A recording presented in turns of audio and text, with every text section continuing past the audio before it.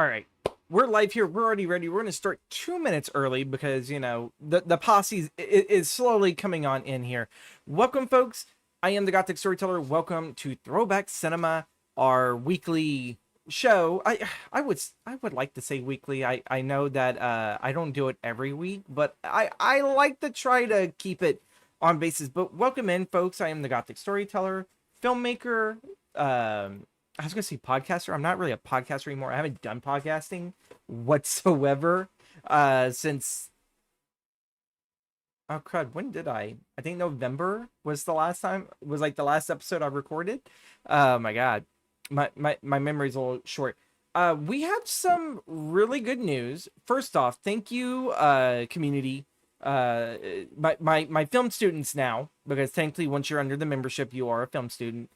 For me and everything. But thank you to all the new film students that have crawled on in. Jessica Jones has graciously become the first, which I really do appreciate. And we've actually had a few other fellow film students join the membership.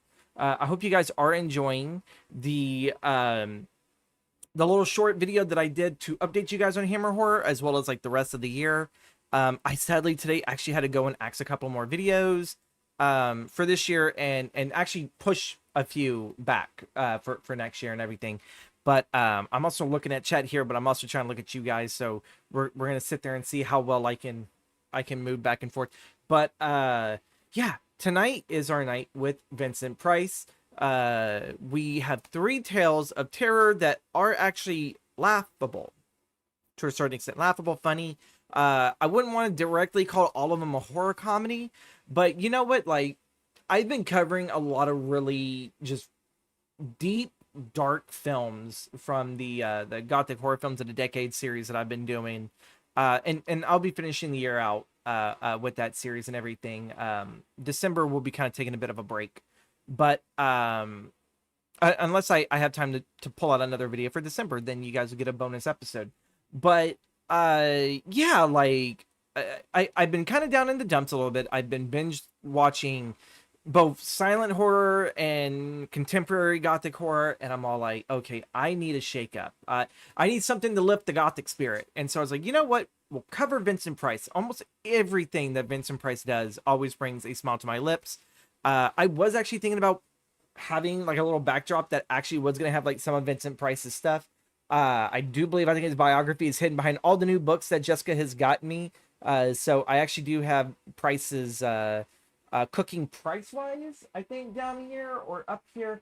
It's somewhere here in the little mini library that I have built, as well as a daughter's biography, which is Vincent's biography written by his daughter Victoria Price. Again, thanks to Jessica Jones for giving me that. A lot of my Vincent Price books and collectibles now, it's all thanks to Jessica. So we like to sit there and give, our community members, a lot of love and everything for the support. But before we jump into Vincent Price, I actually have some good news. If you guys have been following my Instagram for a while, I've been actually kind of posting about this, and I really actually want to talk about this news that actually broke through. So we're actually going to use camera number 2 today. Oh my god, yes, we're bringing it back. Tales from the Crypt is finally making it onto streaming on Shudder next month. This is through Bloody Disgusting, and it's been all over since last week. But of course, the news broke out after I had done my streaming. But yeah, Tales from the Crypt. It's halfway to Halloween, and Shudder is pulling out all the undead stops. Today, the horror streamer has announced it will exclusively debut all 7 seasons, uncensored, of the 90s cult classic horror anthology, Tales from the Crypt. Featuring the iconic Crypt Keeper, voiced by John Kazir, the series' first season debuts May 1st, with additional seasons rolling out weekly every Friday through June 12th. The news hails from Overlook Film Festival, where Kazir revealed an all-new teaser and poster art below in a panel for the cult anthology series. And Tales from the Crypt, inspired by the 1950s EC Comics, each episode offers a self-contained story hosted by the Crypt Keeper, a wisecracking corpse known for his macabre puns. With his signature unrestricted gore, profanity, and dark irony, the show's episode styles range from comedy to drama and deliver twists, moral lessons where bad people meet poetically horrific ends, and issues like greed, lust, and moral decay lead to tragic consequences. The original HBO series featured a long list of Hollywood A-listers, including Brad Pitt, Demi Moore, Michael J. Fox, John Lithgow, Christopher Reeves, Kathleen O'Hara, Steve Buscemi, Brooke Shields, and many more, with many talented behind the scenes of the camera, with notable directors such as Robert Zemeckis, Toby Hooper, and William Friedkin, as well as Tom Hanks, Arnold Schwarzenegger, and Michael J. Fox. Yes, Arnold did direct an episode. I believe it was season 1 or 2 of Tales from the Crypt, but Arnold did direct an episode, in case you guys didn't know that. The reopening of Tales from the Crypt content archive is made possible by Dark Castle Entertainment's Lauren Shule Donner and Walter Hill, Tales from the Crypt Holdings, which is to say that this streaming announcement is monumentous occasion. The series' complicated rights history has until now prevented streaming debuts and remakes. Get ready, boils and ghouls. A Halfway to Halloween miracle arrives on Shudder next month. And we will actually be celebrating Halfway to Halloween 2 weeks from now with our stream starting on the 27th of Monday, going all the way to the 30th. We will be doing 2 streams that week and everything to celebrate Halfway to Halloween. I am excited, beyond excited, for this, because I love Tales from the Crypt, and there's been a couple of the horror anthology series that kind of followed after Tales from the Crypt that are actually on streaming. One that I really do enjoy is Monsters, and I really kind of wish that Monsters actually got more of their like I know they're dealing with like a seasons tie up because of I think like musical rights and everything. I think they changed the music for the main theme. Like the main theme is still like the same thing from I think season 1, but they just changed the music, and so that's kind of I think tied up in musical rights. And I think you can only watch the first season of Monsters on Amazon Prime as well. So like that's another horror anthology. We really need to bring back a lot of these horror anthologies. Like I love Tales from the Crypt and I love the original Outer Limits. But I think like what is it? I think the 90s reboot of Outer Limits is now like on a paid subscription site and everything. So like I love watching shows like these. Like these shows like also inspire, because I always kind of wondered, how can I turn one of the stories that I really want to sit there and write into maybe a short film? And really you can just go look at, you know, any episode of Tales from the Crypt or whatever, outside of like, you know, the bits that have the Crypt Keeper and everything, like the host panel, I guess you would say, segments. And you can see like, oh, wow, I could actually really film that. Like I could actually really write that. I can get that filmed. I can get that made, that done. I kind of feel like shows like this really kind of make it a little bit easier on filmmakers that are just now getting out, that want to, you know, start dabbling into short films. And it's like, look, these guys can do it on a television budget. And I'm pretty sure the budgets were pretty small for the episodes and everything, and they were able to sit there and do it. But yeah, I'm happy. I am happy to see that this is going on. What are your thoughts, folks, watching at home? What do you guys sit there and think about Tales from the Crypt finally hitting streaming on Shudder? Shudder, I do believe, is still $6 a month. The last time that I had subscribed to it, I was paying $6 a month and everything.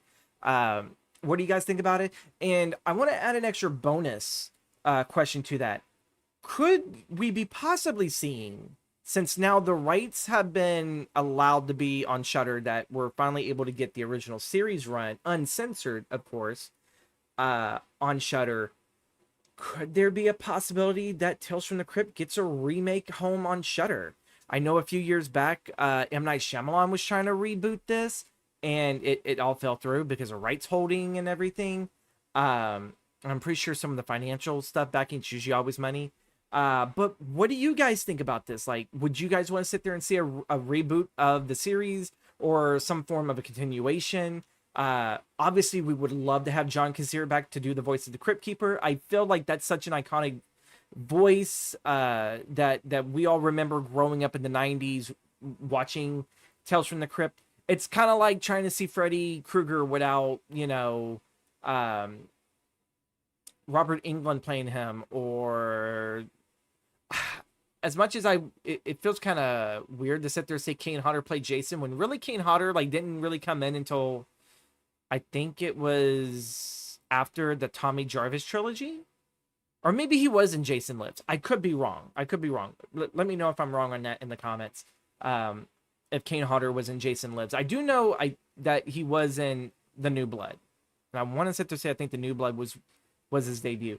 But like King and Hodder was like mostly like towards the end of Jason's run, but still made that character very iconic in the way how he portrayed them. Um, the Crypt Keeper. What do you guys think? Could we see a potential reboot of this and everything? Shudder has shown in the past that they are able to do horror anthology TV with Creepshow. Creepshow was always a hit and a miss to me. I kind of always felt like I walked away with maybe a few of those episodes. I was like, you probably have one really good segment, but probably not enough for me to come back to watching it. But other than that, I felt like Creepshow was like a hit and a miss. I loved the first season, but my thing is could they really bring back the glory of Tales from the Crypt with a remake? So drop those down in the comments below. And right before we jump into our main topic, don't forget to follow us on our socials. Don't forget to sign up for YouTube membership. You guys get all my videos a few days early before they drop for everyone else. Wednesday afternoon is when I'm going to sit there and I'm going to drop the Hammer Horror epilogue video. It's very, very short, 4-minute video that kind of informs you guys real quick about, you know, the ending of my Hammer Horror series, and that we're kind of moving forward with some other stuff. So that's all there and everything for you guys to enjoy. Very, very short video and everything. It looks like I need to get a subscription to Shudder now. Like, I always thought Shudder was a lot of what Shudder's worth is in Joe Bob Briggs is The Last Drive-In. And since that show has now kind of come to an end, I think we're still going to get holiday specials in the future. But my thing is I really do feel like Shudder really needs another reason for us to buy into that horror subscription. I love a lot of their independent horror stuff, but I also kind of feel like some of it's hit and miss. It's not really kind of worth too much of the investment, because I feel like really these are films I would go watch on Tubi. But I do sit there and think that if they do a revival Tales from the Crypt, I do believe this would be a really good incentive for folks to buy in. If already having uncensored the original series already is not enough, but to have a whole brand new running series with the continuation of John Kazir as the Crypt Keeper, I think that would be a really major selling point for the streaming platform, especially since they kind of lost Joe Bob as main show. And I think Creepshow was officially wrapped up and done. There's not really a big there's no real big, I don't want to just say content, but there's no really big selling point now for Shudder outside of, you know, the library for Joe Bob and everything. So drop your thoughts in the comments below. I would love to sit there and read them, regardless if you are watching live or not. But yeah, YouTube membership, sign up for that and everything. It's only $6 a month. You become a film student, you get all my videos early, and you also get thanked in the credits. Socials, YouTube, all the social media down below. Go follow and everything to keep up to date when I go live. Eventually, I think I'm going to go reopen the Discord and start having it where people who actually are members through YouTube membership actually do get a invite to our Discord. I'm still trying to figure out how it is. I'm excited to see Tales from the Crypt come back. I would love to see a reboot of the series. I would love to as well, Jessica. As much as really, I'm kind of burnt out reboots and everything and remakes. I think something of this for a modern day. I really did again enjoy Creepshow. So I would wonder also too if, because John Kazir, if John can keep playing the Crypt Keeper, if they would introduce the other two, or just other, because I know that there are more than that. The other hosts from the EC Comics, I would like to see that. Maybe that, you know, they can get John to do a couple of episodes, and maybe they'll bring on some new blood to hopefully carry on the mantle once John finally decides if he wants to retire doing the Crypt Keeper or not. Because I figured doing that voice is a little hard on the lungs and everything. But we're gonna jump into our first part of our main topic for A Night with Vincent Price. We have Tales of Terror. This is the fourth film in the Roger Corman Poe cycle of films from AIP. I absolutely adore this film. I figured, you know what, like we're gonna introduce these films as they've been released, and it's like, you know what, yeah, let's start with the horror anthology. It's broken up into 3 segments, with the first one being Morella, the second one being the Black Cat, and the third one being The Facts in the Case of M. Valdemar, which is, I think, right next to The Raven. I think The Facts in the Case of M. Valdemar is one of my favorite Poe stories whatsoever. I know I should have wore a Poe shirt, but I got The Exorcist. It's horror themed. Let's go with it. But yeah, Tales of Terror, released in 1962, is a horror anthology based on the 3 short stories of Edgar Allan Poe, and yeah, it's the 4th film in the Poe cycle. The first segment, I think, really sets the tone for the entirety of this film. Morella, it somewhat follows it very kind of faithfully to the adaptation, where essentially there is this father who has given his child not a name. But I do believe, I think in this, because it's been a couple of days since I watched it, but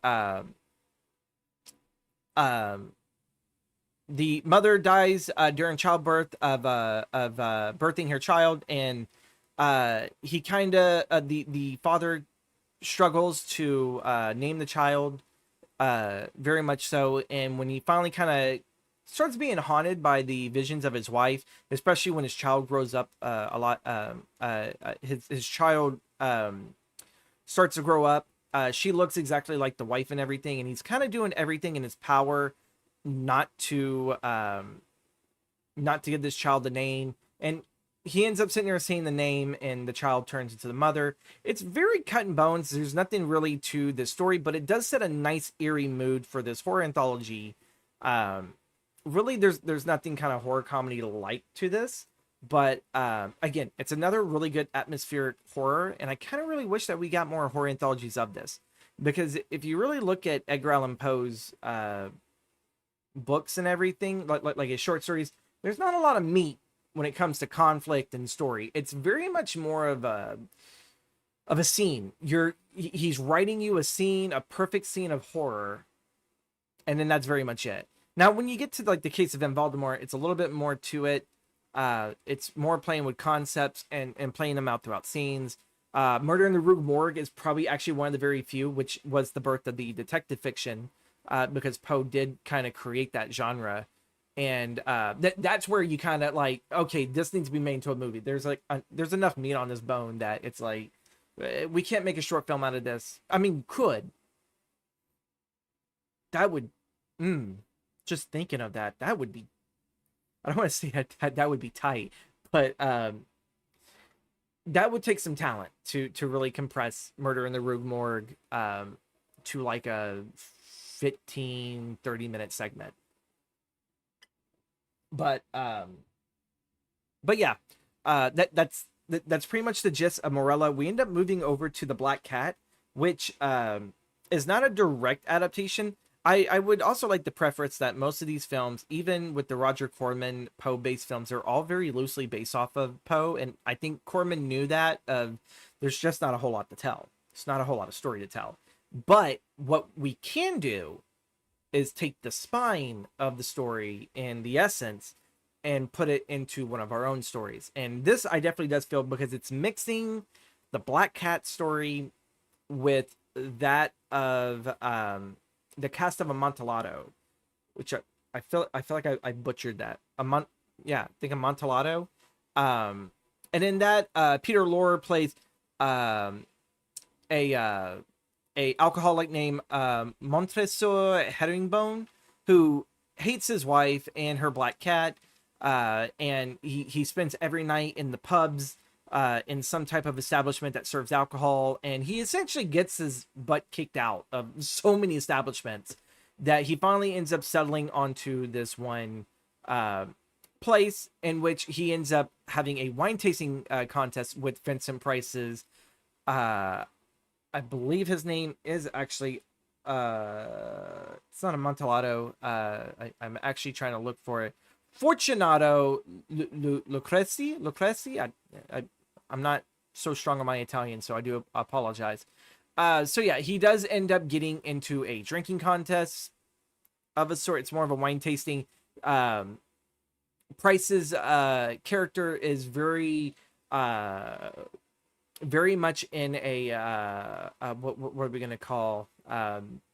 He's very high class and everything. He only needs a little bit of the wine in order to sit there and taste it. Whereas Peter Lorre's character will just take a complete gulp of the wine get completely plastered, but at the same time get every single bit right about, what's the wine made of, what it's its year, where did it come from. The man knows his alcohol. What can we sit there and say? And it even shocks Price that Price is all like, that's interesting. Usually you're only supposed to just take a little sip of it and breathe it in, and let the alcohol breathe in a very memorable and very silly. This is where I kind of feel like the silliness comes from in this film, but very silly way of wine tasting. And Price went and actually professionally had himself trained in doing that. And him trying to sit there and, I guess, not have his competitor be completely blacked out drunk, tries to teach him the ways, and he's like, oh, you do it your way and I do it my way. And it's all like, oh, that's just Peter Lorre. Or Laurie. I go back and forth between his name, but I really do love their chemistry back and forth, and we'll be seeing them throughout the rest of the night. Peter Lorre did a lot of really, really good period piece horror comedies, or just horror films all in general. With Price, I actually think that Peter is probably Vincent's best co-man. The guy that could probably pull out just as much of a great performance, and then vice versa. Those two work so well together. It's so entertaining. They definitely do make you forget, like, wow, this isn't really acting. This is how they are. This is how they can be towards one another. And I really, really love that. But this buddy and friendly rivalry that ends up going on. Price ends up sleeping with Annabelle, with Herringbone's wife and everything. And so in revenge, he goes and has them both entombed in a wall alive, as well with the black cat. And Laurie's Herringbone ends up going on like a night of the town with the money. He gets drunk to the point that it catches the eye of the police, and they follow him home. And Laurie's character ends up confessing that, eventually that he did kill his wife and his kind of quote unquote friend of the evening, as well as the black cat. It very much kind of cuts to that. I kind of feel like also there's a bit. I know it's repeated if you really read the short stories of the Black Cat and the Telltale Heart.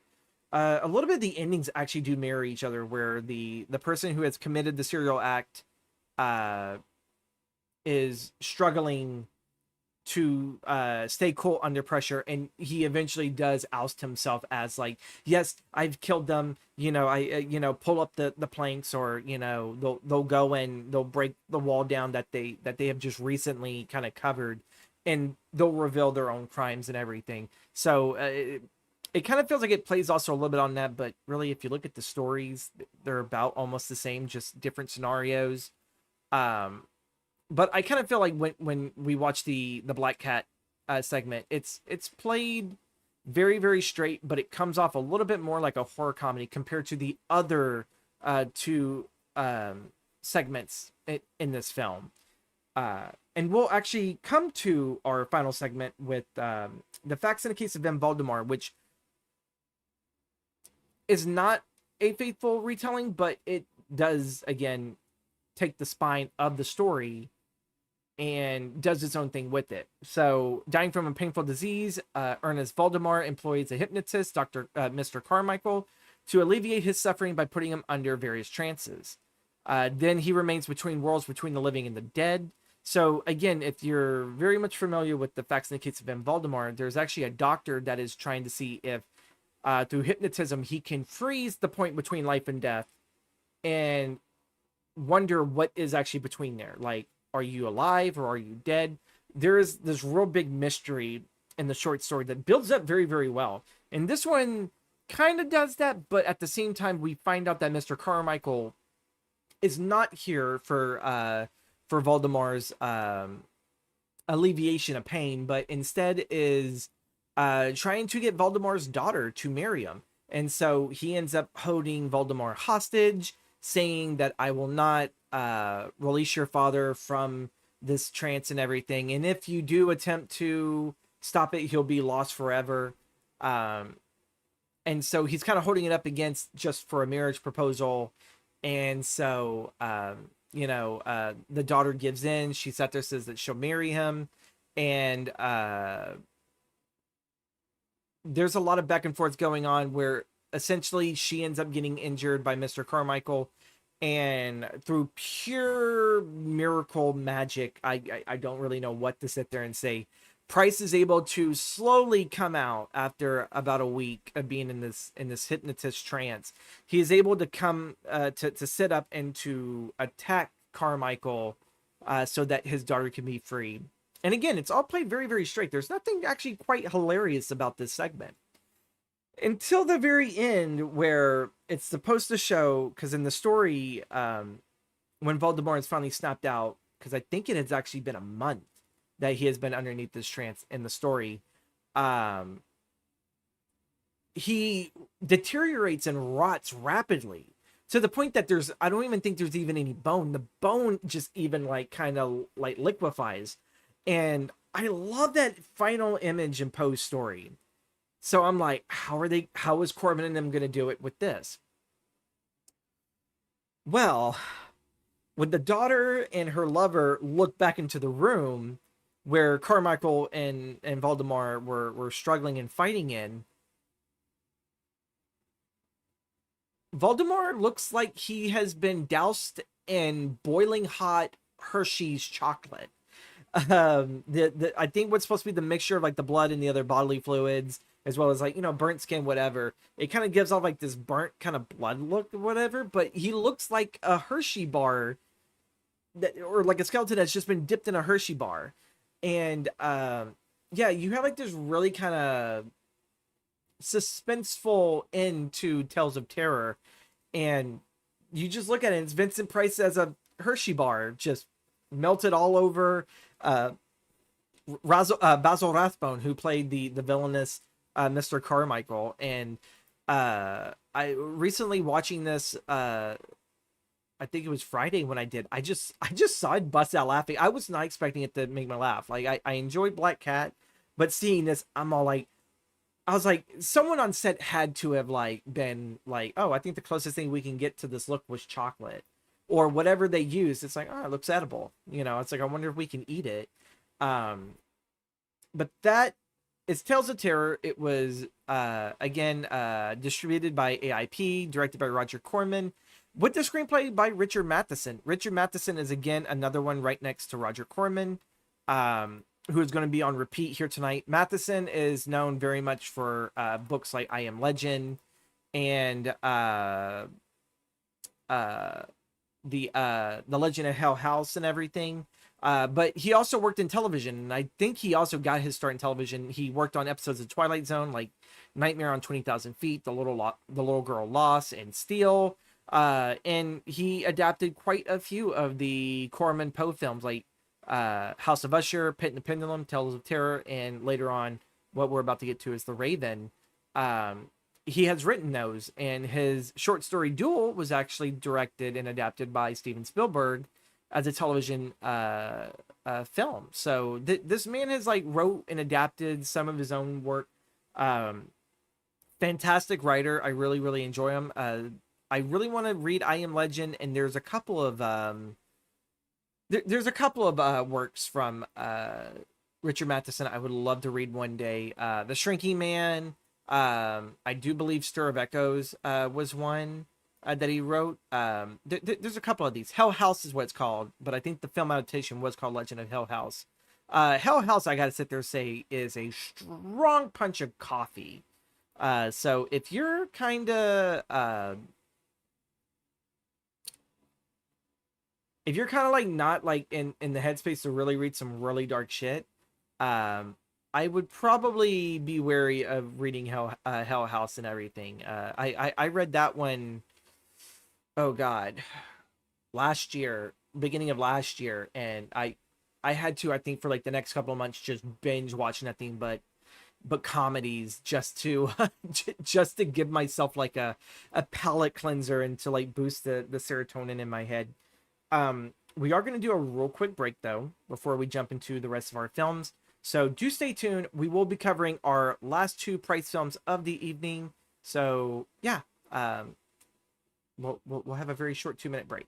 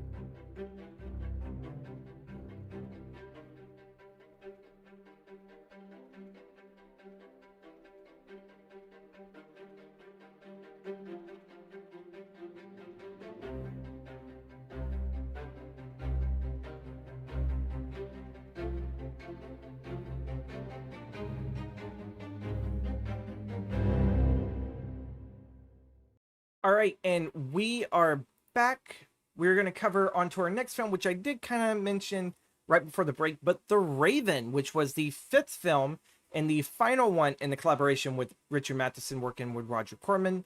This would also kind of be the last Poe film that kind of plays out a little bit like a comedy. This I actually really do feel like it is a horror comedy. It's kind of labeled a comedy gothic horror film. Produced and directed by Roger Corman, starring Vincent Price, Peter Lorre, Boris Karloff as a trio of rival sorcerers, with a supporting cast of Jack Nicholson as the son of Laurie's character. There is also added to this Hazel Court and Oliver Sturgis. Hazel Court ends up playing the lovely Lenore, who is Vincent Price's love interest that ends up mysteriously dying, and we find out that she is actually ran away to be with the evil Dr. Scarabus, played by Boris Karloff.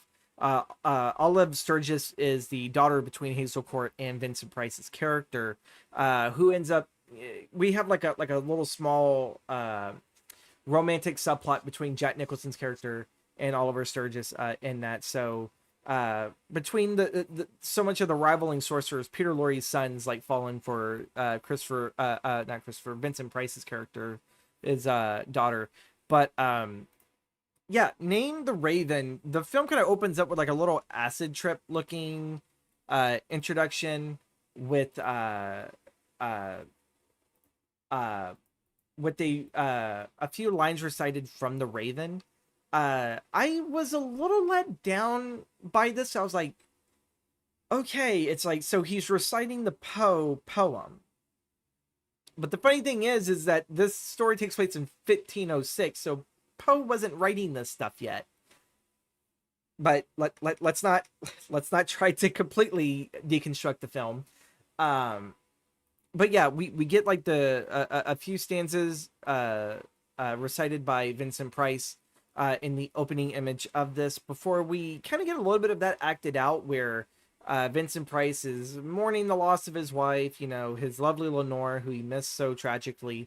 And then he is visited upon a raven that could talk, voiced by Peter Lorre. And as the story quickly unfolds, we find out that Lorre was kind of sent to steal some of Vincent Price's, information on magic.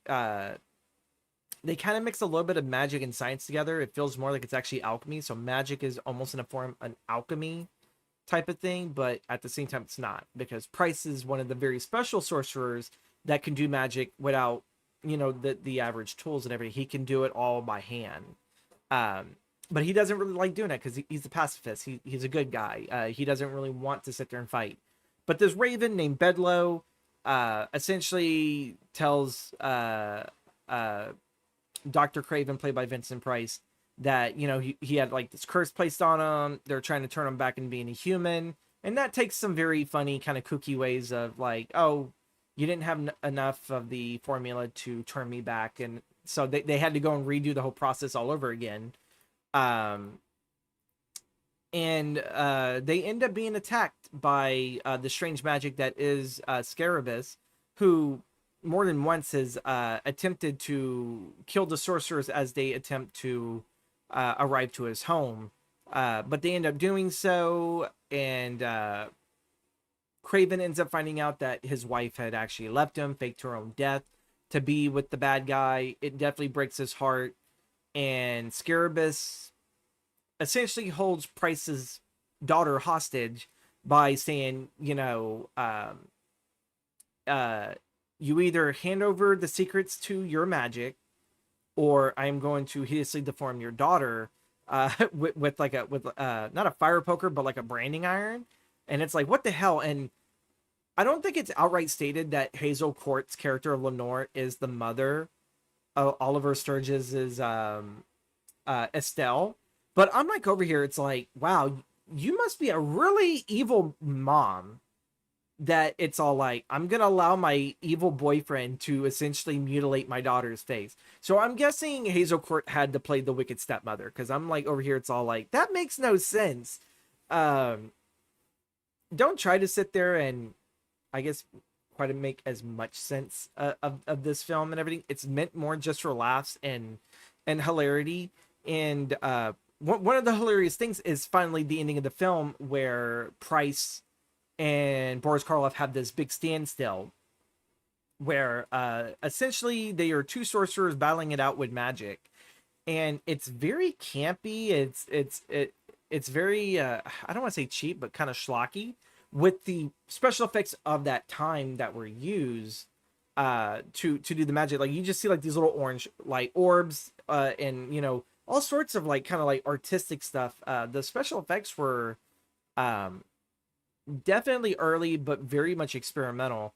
But what really sells this is, while you look at it as like, oh, this is kind of hooky, whatever, kooky, uh, you know, I kind of just want to laugh throughout this entire scene and not really take it seriously.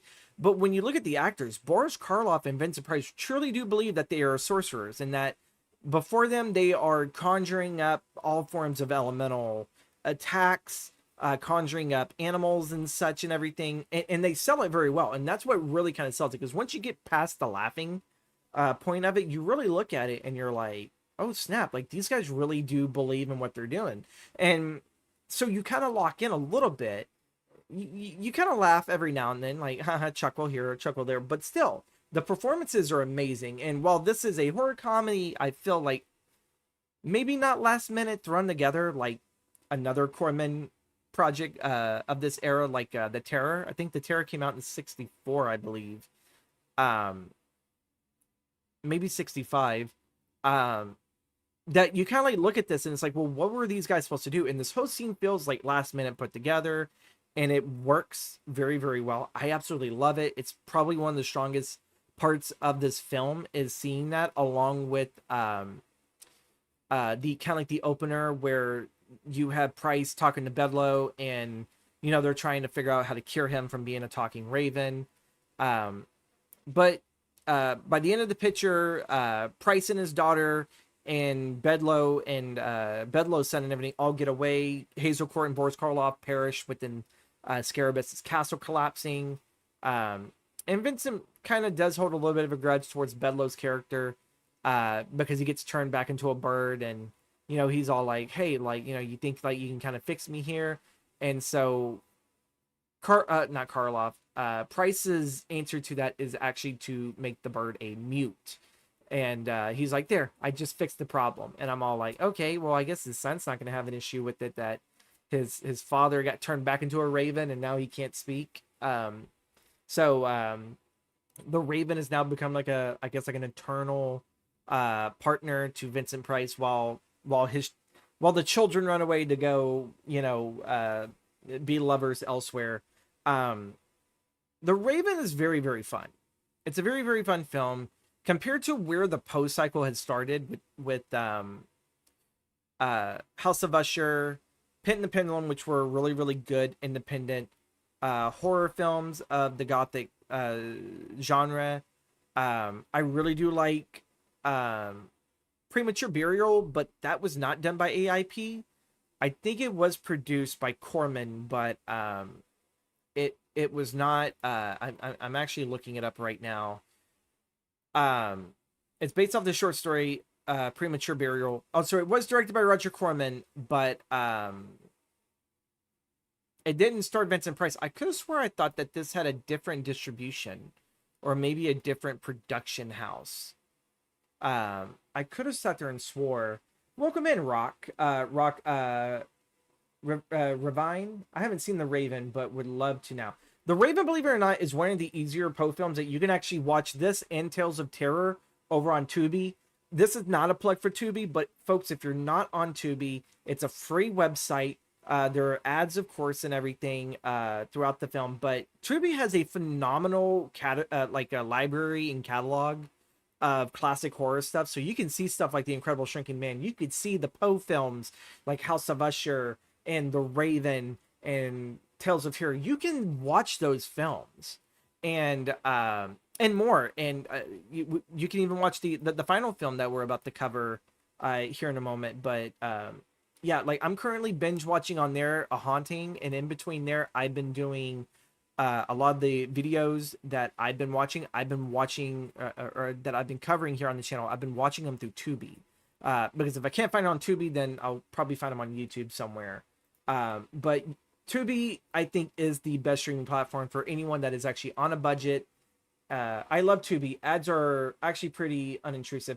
To be honest, I know that a lot of people, since the early days of streaming where we didn't have ads, like, you know, through Netflix and everything, that we gotten so used of not having ads. But believe it or not, ads are actually a little bit more productive because you don't really have to pause the show, but it's that little short moment of, to me, what I feel like ads really are. It's the moment for you to go use the restroom, go refill your snacks, refill your drinks. Use that time wisely. I mean, God, if you just want to sit there and text back someone that you haven't texted the entire time of you binge watching Daredevil Born Again.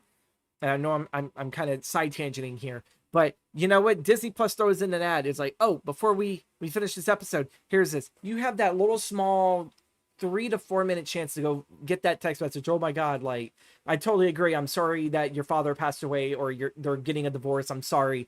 But Daredevil Born Again's back on. I'll talk to you later. And, you know, you put your phone down and then look, your phone's there. It's a little bit of a break. And I feel like we need breaks.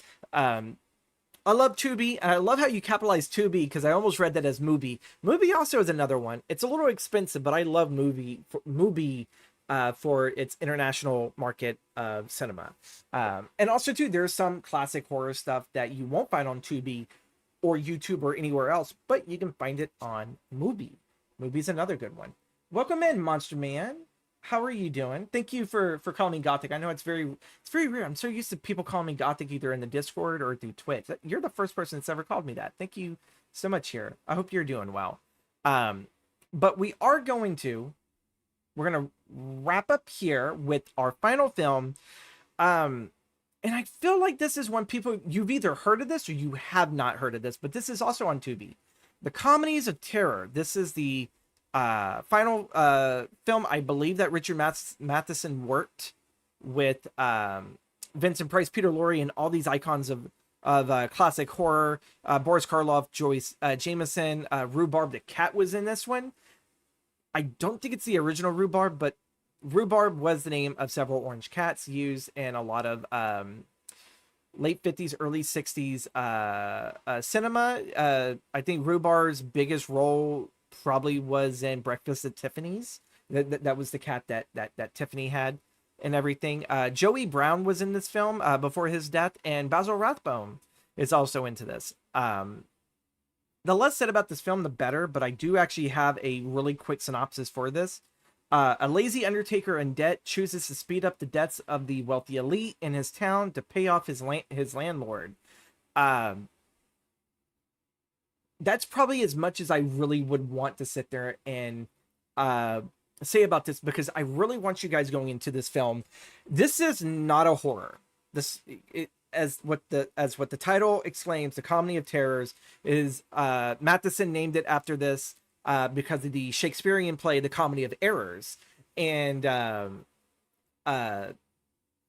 this film blends in a lot of comedy than I would say horror. It's definitely something if you would to probably watch House of Usher and needed a palate cleanser, this is the film for you. And I absolutely adore it. James Joyce plays a wonderful female, I guess you would say, kind of antagonist And I mean, because she's kind of been a little bit almost like a foil to Vincent Price's character, who is constantly trying to commit atrocities against her father, played by Boris Karloff.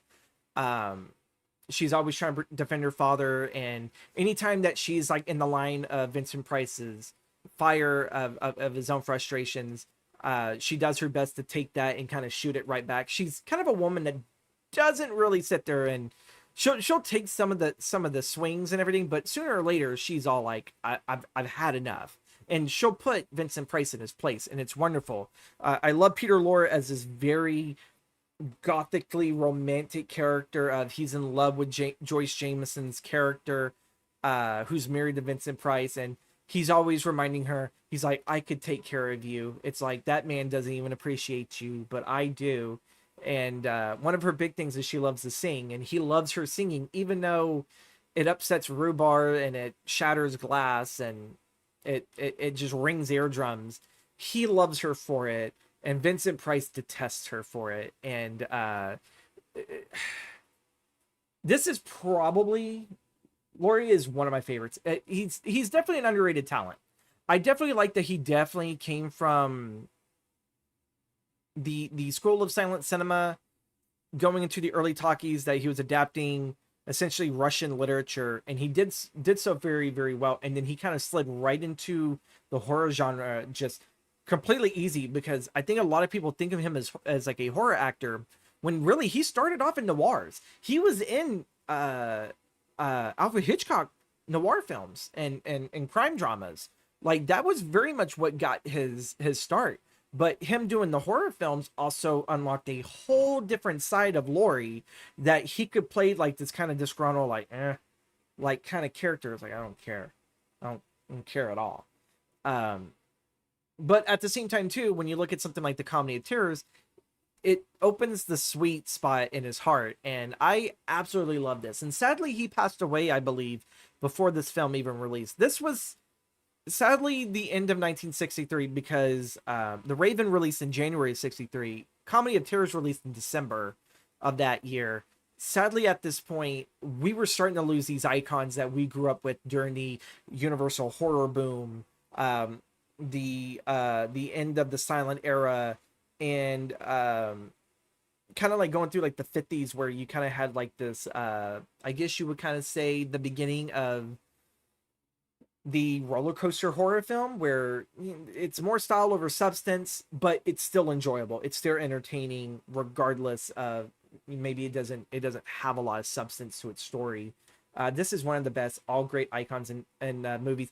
It does. And one of my favorite characters in this, I'm not really a big Basil Rathbone fan. I usually only watch him when I'm watching these films, but Basil Rathbone playing the landlord, who for some reason cannot die. He is the main one that Vincent Price tries to kill, and through many of effort, that even it fools them to think, okay, I think he's dead. And there's even a joke in there where Peter is all like, he's got to be dead now, isn't he? And Vincent Price is all like, I wouldn't even like put it near me that he isn't dead. It's like he's not normal. And it's hilarious. I had a bit of a lost thought there, but I got it back. I do feel like this is also probably the year and probably the decade where we also lost a bit of the vaudeville comedy act that that definitely was super popular during the silent era of cinema, from the 1910s going all the way to the 1920s. A little bit of that vaudeville kind of existed in the 30s and 40s, when you had stuff like Laurel and Hardy and the Three Stooges. My God, I'm trying to sit there and think, what were the comedy acts that did Duck Soup and Animal Crackers? The Marx Brothers, there you go. Like, so that type of comedy I felt like was slowly starting to fade away, but with Comedy of Terrors, it's kind of like that fleeting last glimpse of that form of comedy. And I truly do love that type of comedy. Some of it kind of existed a little bit longer past the 60s, through Scooby-Doo, because Scooby-Doo borrowed a lot of the vaudeville act and everything, of like the infamous chase and going through the different rooms, and you know, they pop in one room but somehow pop out the other room in the far end of the hallway, and the killer is on their trail, but he's stuck in some weird time loop. It's hilarious, and I really kind of hate that. Like, eventually comedy has to evolve, like everything. Horror and comedy and drama. Well, drama usually stays the same, but we modernize it to a certain degree. And I guess that's kind of what it is with comedy and horror. It evolves and it modernizes. But I really, really love the comedy used in this film. Um, it's one of those ones you just pop it on if you're feeling down and you just laugh at it. Um, and this really makes me actually want to go and rewatch it. So I may schedule this in for another weekend watch. I truly, truly do love this um, film, and we are actually going to wrap this up, ladies and gentlemen. What are your things of the three Vincent Price films that we've shown today? Tales of Terror, The Raven, and The Comedy of Terror. Which one's your favorite? Did we even mention any of your favorites? If not, drop it down in the comments below. Tell me what's your favorite Vincent Price film. What is a film that when you see the actor Vincent Price, like, immediately clicks in?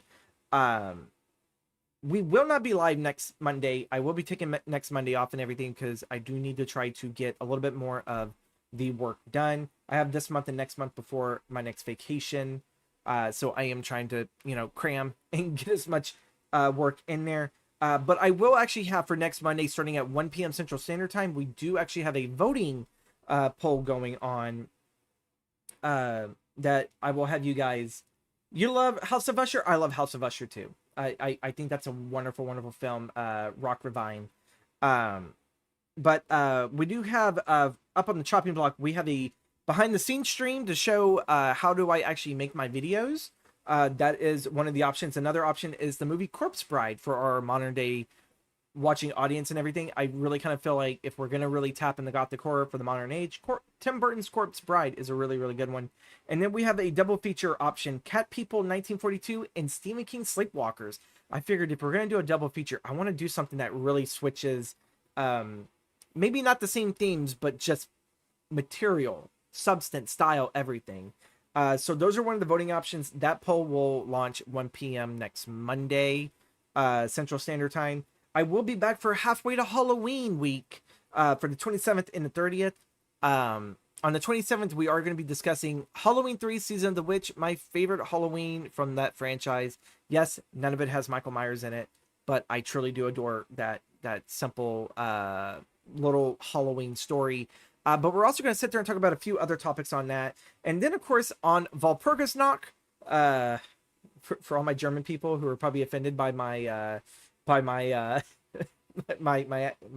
German, we are going to be covering one vampire film, one werewolf film. We are going to be covering one witch film. I'm trying to look up all of it. I know one of them is supposed to be The Spirit of Halloween. Hold on, let me quickly. One vampire film, one werewolf film, one witch film, one zombie film, and one film that inspires the hearts of Halloween. We're going to be celebrating that on Walpurgisnacht, April 30th and everything. So yeah, House on Haunted Hill is your Vincent Price pick. I figured, Jessica, I do believe, I think when I interviewed you for the podcast a few years back, I think House on Haunted Hill was your big one and everything. So I probably should have nailed that one on the dot. But folks, what's your favorite Vincent Price film? What'd you think of these films? I know I've already asked you all these questions. Thank you all again for watching. I truly do appreciate you guys. Again, if you want to sit there and get my videos early free, sign up to that YouTube membership, $6 a month, and you will get everything that's made available. I am hopefully trying to plan to make actually YouTube membership only videos for you guys and everything, so you guys, have something very personal that I have made for you guys through all the hard work and all the support that you guys have given me. I'll hopefully sit there and start working those out. Also, too, follow me on YouTube. Well, yeah, subscribe to me on YouTube. I really would like that. We're on the road to get the other half a partner. We need to hit 1K. We need to hit an extra over like 900 watch hours, I believe, and everything, close to 1K, just to finally get that partnership and everything. And it really does mean a lot. That's our goal for this year, is to sit there and do that. And yeah, I'll see you guys here in about 2 weeks or so. You guys have a wonderful rest of your week, and see y'all later.